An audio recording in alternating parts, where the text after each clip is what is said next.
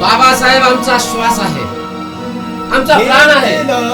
तेव्हा कोणी आमच्या भावनेशी खेळण्याचा प्रयत्न करतो.